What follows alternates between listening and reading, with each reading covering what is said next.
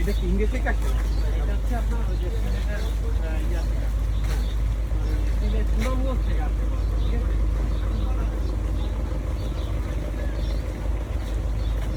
আমাদের ভারত ছোট একটা বরিশাল ছোট এইগুলা নাই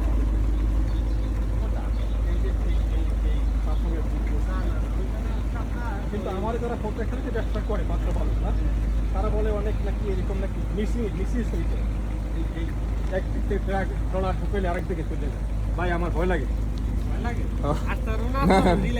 না আমার ভয় লাগে না, ওটা দিয়ে পারবো না, পারবে না, হাত পা কাঁপতে আছে। কাঁপতে দিয়েছি টাকার লোক, তারপর অভ্যাস হয়ে গেছে আর কি। কদিনে আসে ভাইয়া?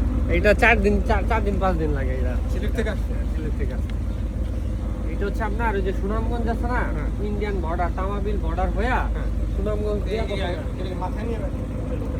হ্যাঁ, এটা কদিনে আসবে ভালো ধরেন এক সপ্তাহের মধ্যে আনলোড হয়ে যায়। এক সপ্তাহের মধ্যে আনলোড, আবার ওই যে মেশিনটা দেখতেছেন না, ওইখানে পাথর আনলোড মেশিনে মেশিনে ট্রেনে আনলোড, ঠিক আছে? ওইটা আপনার কিছু কিছু নৌকা আছে ওইখানে যায়। এখন আমরা যদি সব লেবার গুলারে মেশিন মানে আমরা যদি সব আনলোড ওইখানেই করে ফেলি, তাহলে লেবার রাখা হবে। লেবার রাখি, ঠিক আছে?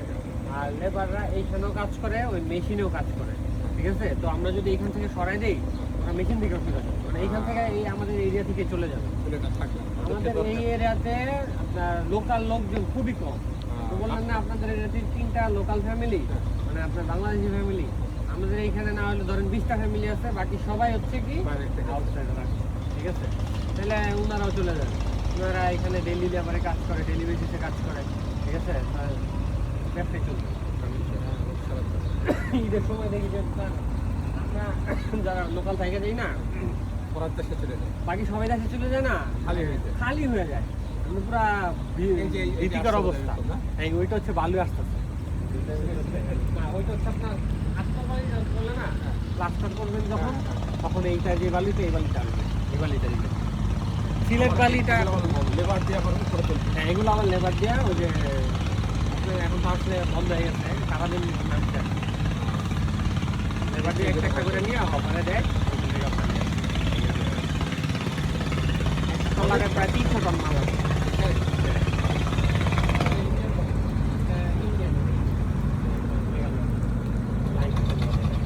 ওইখান থেকে ভাঙ্গা আসছে একবার, এখন আবার এখানে খেলা ওইখান থেকে পাহাড় বানছে, ব্লাস্ট করছে,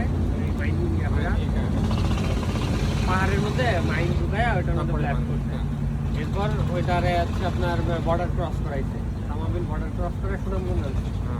ওই মেঘালয়ের ভিতরেও না হইলো 20-30 কিলো এরকম ঘুরে আসছে পাথরটা। ওইখান থেকে আসছে হচ্ছে আপনার ইয়াতে প্রথমে এই তামাবিল বর্ডারে, তামাবিল বর্ডার ক্রস করে আসছে বাংলাদেশ সুনামগঞ্জে, সুনামগঞ্জ থেকে লোড হয়ে ডাইরেক্ট এখানে আসছে।